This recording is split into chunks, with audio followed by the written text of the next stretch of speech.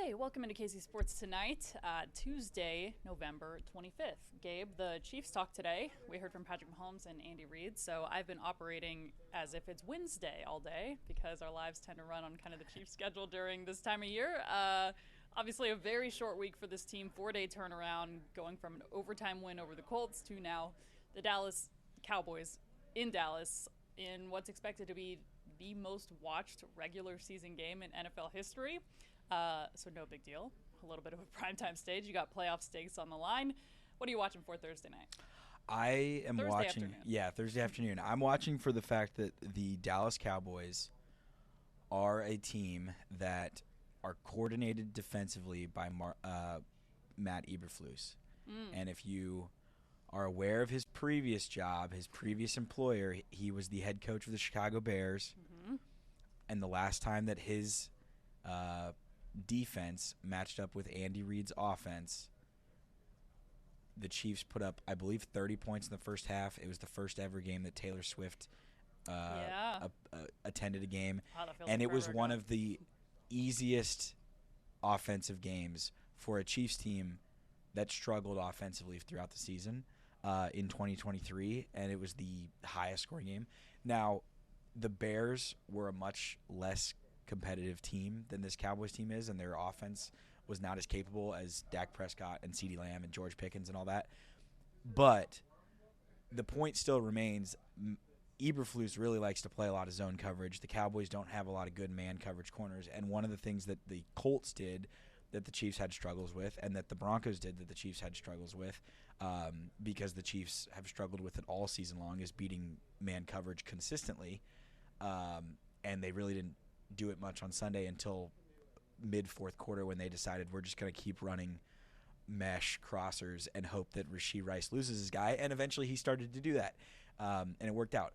Against the Cowboys, if they like to play zone, and they really do like to play zone, and if they are, it's kind of the choice of do we do the thing that we consistently do and we're comfortable doing, although it matches up poorly against the Chiefs, or do we do something we're not used to doing and risk doing it poorly? I think that either of those things are probably good for the Chiefs, because either they're going to be doing something that they're not used to be doing, or they're going to do something that plays right into the hands of a great Rashee Rice game and a great game for Patrick Mahomes, because he has been one of the best quarterbacks in the league this year, and specifically he's been one of the best quarterbacks in the league against zone coverage. Yeah. And the Cowboys play a lot of it. So that's what I'm watching mostly, is after a week of a little bit of booze at Arrowhead for the first three quarters and people frustrated with the offense, can the Chiefs offense look like what almost every offense looks like against the Cowboys, which is exceptionally competent? Yeah, sure. You mentioned Mahomes on Sunday, 352 quiet yards, in my opinion. Okay, you know what, we're actually going to skip around a little bit. Isaiah Pacheco back on Thursday. We heard that from Andy Reid today. Kareem Hunt, talk about standout performances, over 100 rushing yards for the first time this season on 30 carries. Chiefs bringing in another running back this week. Dameon Pierce signed to the practice squad. We got to see him at practice today. Gabe, how do you see that room kind of shaking out here? Well, I don't think that he'll play on Thursday, obviously. I am They're eyeing the intrigued to Texans see. return. Yeah, I think that the Texans game is the one that they'll eye, and that's specifically because he's a former Texan. I think that's intriguing. Thursday will be curious to see whether it's Elijah Mitchell or Clyde Edwards-Helaire, because Clyde has one more standard elevation from the practice squad before they have to either put him on the active roster, which I don't think anyone foresaw this season, or they just have to let him go. And I don't think that's something that they want to do. Meanwhile, Elijah Mitchell has not gotten the ball at all this season. He's not really played much at all this season. Yeah, it's a big surprise, too, when Clyde got the elevation over him against the Bills. And this signing, when they elevated Clyde against the Bills, they said it's because he's familiar with going against the things that the Bills defense want to do. Then Elijah Mitchell played against the Broncos and was targeted on that red zone interception by Mahomes. And that's not like that's his fault, but it's not like there's been any glowing success. And clearly, based on what they've seen, practice must not be anything different, anything that's worth changing their minds over. So I think it's worth having another person enter the fray, somebody who, as I was talking to Mark about this yesterday, there's evidence of him having 1,000-yard season, 900-plus rushing and over 150 receiving as a rookie. Now, that was 2022, and I think Chiefs fans know 2022 is a long way away because Isaiah Pacheco looks different running now than he did in 2022. But it's another option, and they need more options because if they want to go deep into the playoffs, they can't give Kareem Hunt 20-plus touches. Yeah, they certainly can't give him 30-plus consistently, because that's the thing I noticed as one of the biggest things of the week, of being there watching the Colts game in person. You see the two offensive linemen or Travis Kelce or one of the wide receivers walking over to Kareem Hunt when he gets tackled and like pulling him up, dragging him off the ground. Yeah. He feels those hits. He talked about that Andy last Reid year. today's quote was like, "We're just glad he's upright." And I'm like, that is like, well, he's walking. Goodness. So, yeah. He talked about that last year too when Pacheco went down with the early injury, about just how sore his body was on Mondays. So, another year to the mix. What did Andy Reid call Jerick McKinnon towards when he turned 30? I think a dinosaur in running back years. So I don't know what that makes Kareem Hunt. Yeah. Because what's older than dinosaurs? And he runs between the tackles a lot more than Jerick McKinnon did. Yeah, that's a great point too. You know what I thought was really cool in Sunday's game, you and I haven't done this show since Sunday, was when Hunt fumbled that ball. I think it was his first fumble since his rookie season that was recovered. Certainly with the first one with the Chiefs. I'm not familiar if he lost any against the Browns. With the Chiefs. Yeah. Then you watch the camera cut over to the sideline. Chris Jones is there hyping him up. Travis Kelce is there hyping him up. I thought the response to that moment was really cool. Yeah, and he said today he was keeping himself positive but running angry. And I thought that was a really unique way to put it. Tidbit of life advice, right? Of like doing things with I'm going to continue doing these things positively, but I'm going to in a job where you have to psych yourself up to run at people essentially. Yeah. He needed to do so and continues to be one of the best short yardage backs in football, and was, you can argue, the more effective running back in a game with the clear front runner for offensive player of the year. Yeah. I think third favorite to win NFL MVP heading into that game. Chiefs defense holds him to 58 yards, so kudos to that unit.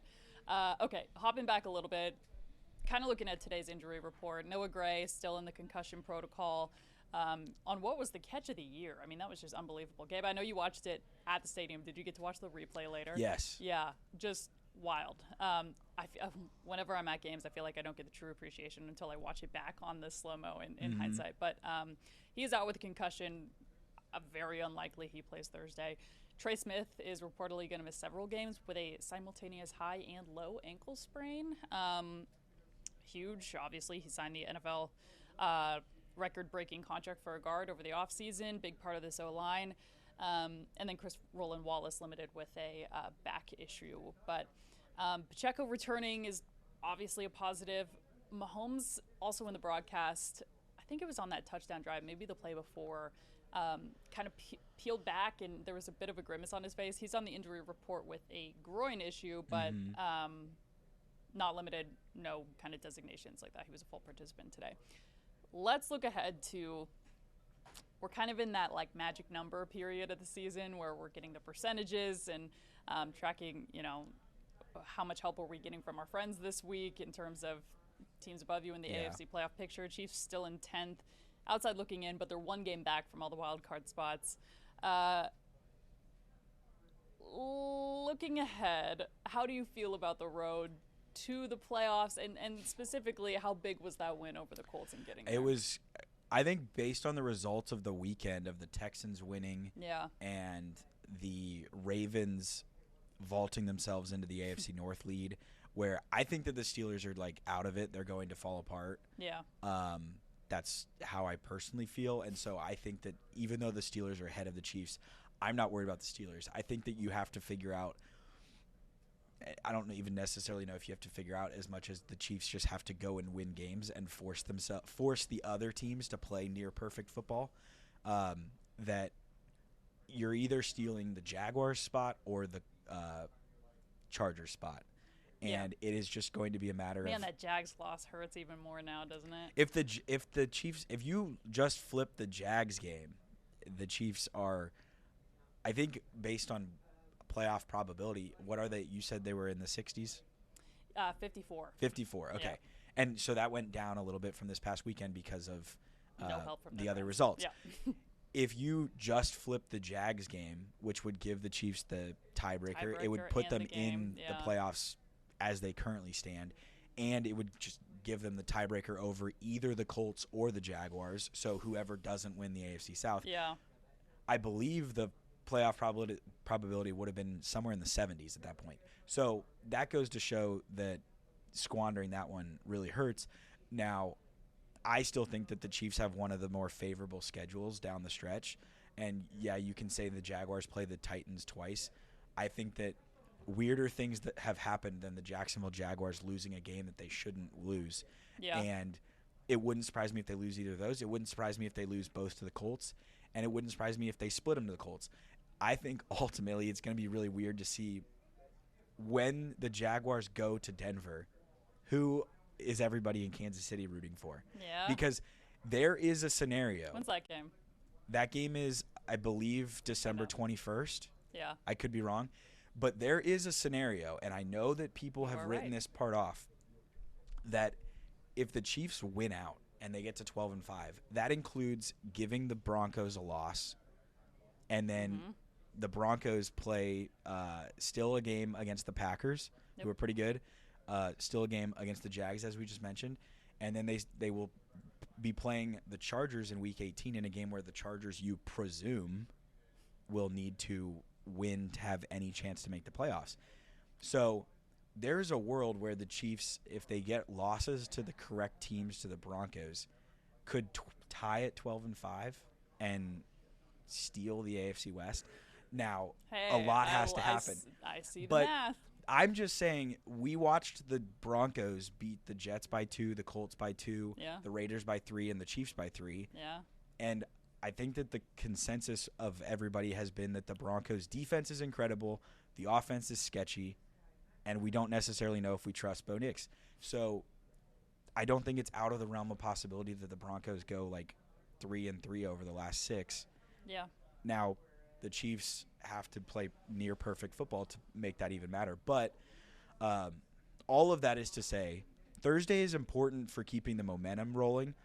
But if there is a game to lose of the last 6 for the Chiefs, this is the one, because it's an NFC opponent. Sure.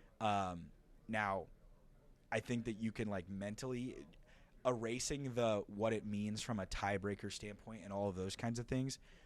It's not the one to lose, obviously, because it would be a step back after a step forward, and it would mentally get you probably back in the mindset of like, man, this is just a bad season, and at that point the Chiefs would have no evidence to say that this group specifically is going to roll off 5 in a row to win it, and then the rest of the league is like, we're really close to kicking them out. So I don't know.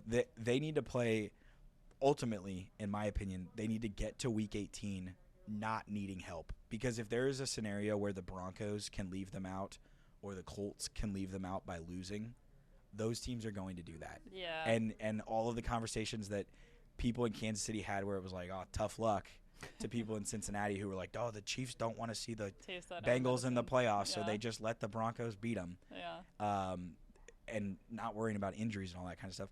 That's what teams are going to do. So they have to go and control it themselves, and that includes beating teams you're supposed to beat. And the Cowboys are one of those teams because their defense is atrocious. Yeah, backstretch of the season after this week. You got Texans at home, Chargers at home, and Broncos at home. 2 road games are Titans and Raiders, so we feel pretty good about those. So that time of the year where we're kind of doing the puzzle pieces down the stretch here. But big one on Thursday, that's 3:25 on KCTV5. Neil Jones and I are heading to Dallas bright and early tomorrow morning. We will have live presence all Wednesday, Thursday, and then the big one to watch is 2 to 3 p.m. on KCTV5 ahead of kickoff. We are having Casey Countdown, so we're going to be getting you ready with all the top storylines of the day, live in Dallas, taking you into the NFL today at 3, and then kickoff is at 3:30. So a lot to look forward to, but we will see you back here for KC Sports Tonight, same time, same place tomorrow.